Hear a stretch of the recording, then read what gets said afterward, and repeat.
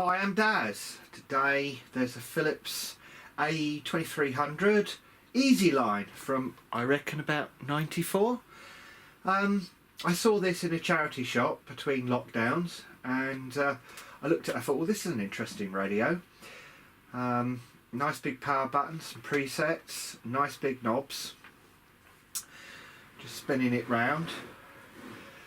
There's your presets at the back. There's a power socket, and there's space for 6 D cells, so 9 volts, I guess. From what I've found out, this was aimed at, there's a specific line by Philips aimed at perhaps those who are older, with easier to use controls, and I thought that might suit my mother, her being in her mid-70s, so I thought I'd buy it. I do like the telescopic aerial. It's got a little ball on the end of it to help you pull it out. The operation of the presets only works on FM, and you still have to select between AM and FM on the side here, and there's a manual control, so that switches in the manual FM. The only thing I found is that the manual FM is a little bit jittery. I don't know if it's done by a pot or what it's done, but I thought, well, I'll just do a quick video while I've got it here, just in case it's of interest to somebody else. I would like to get the back off and just see what makes it tick, and see if it's possible to clean up whatever is causing the intermittent on the FM manual. Well, looks like Torx drivers to get inside it, so something that sets us apart from older radios, I guess. T10. Well, there we go. That's that apart. Not quite what I expected. I had to unclip it from the side, this top bit from the side, a little bit to allow the front to unclip. So a Foster speaker, 4 ohms at 2 watts. Does look like this is electrical. They look like potentiometers looking at the cables connected here. That's the mains transformer. It's got a slider, one of these flexible sliders. I shall try not to get too much grease on my fingers. Well, interesting looking board. I've got no technical data on this, but looks like this IC here by Philips, a TEA5591A. It's probably responsible for the RF stage. I can see a 10.7 ceramic filter there, and that's probably the discriminator. That's probably the oscillator. Looks like it's got an IC output with a heatsink, so I bet it's good for a couple of watts, especially with all those D cells in it, so that's going to be nice and loud. I'm not sure what that is, but it's got several pins, so perhaps it's an IF stage or something. What else? Well, this is the most interesting bit, I think. I've never seen one of those before. Let me zoom in and try and angle it for you. Yes, it's a pot stroke capacitor in one, the looks of it. That's kind of weird. I've never seen one of those before. There seems to be 1, 2 connections down the side here, and then I'm pretty certain that's a potentiometer. Let's have a look. It says 12k, 14k. Let's just bring it out so we can see the meter. 20k that side, 25 that k that side, 13 that side. So I assume it is a potentiometer. Not sure what else it could be. So there's only 2 connections. I'm just wondering where the earth is.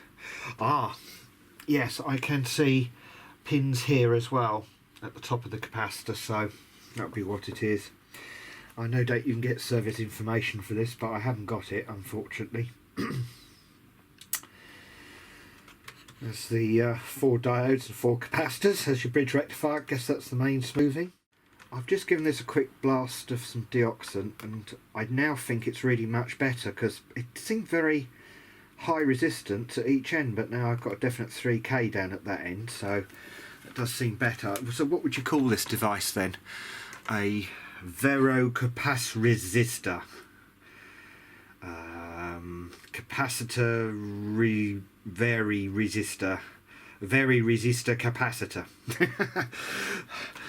I've never ever seen one of them in my life, and I probably never will again, so that's a very, very strange device.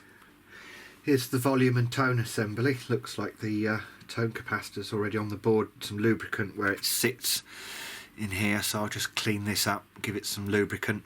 I've also cleaned these switches up. If you think about it, they're switching from a pot and hardly any current at all, so a good clean won't do any harm.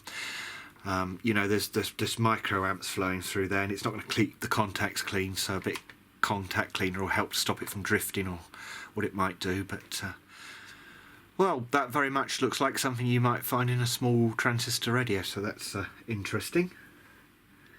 I better make sure I put it back how it came off as well, because I guess it's got limits that hit each end of the shaft, so I better make sure I get that right, otherwise I will have problems later.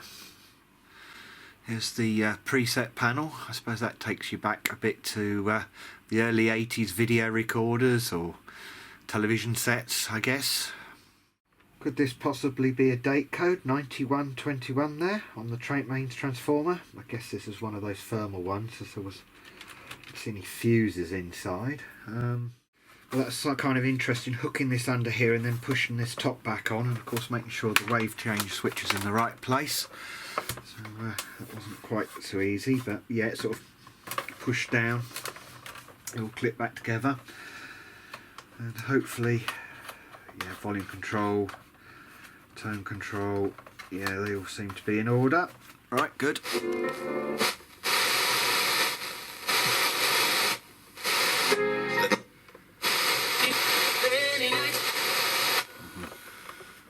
Well, I must say that tuning feels a lot better now. Now I've given the capacitor resistor thingy a clean, so yeah, that's good news.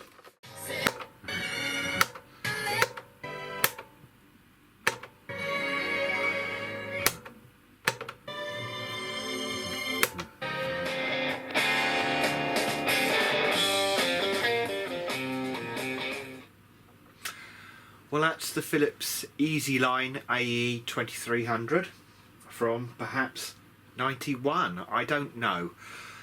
It's difficult, I thought it was 94, but it's an interesting radio, so I hope my mother enjoys that.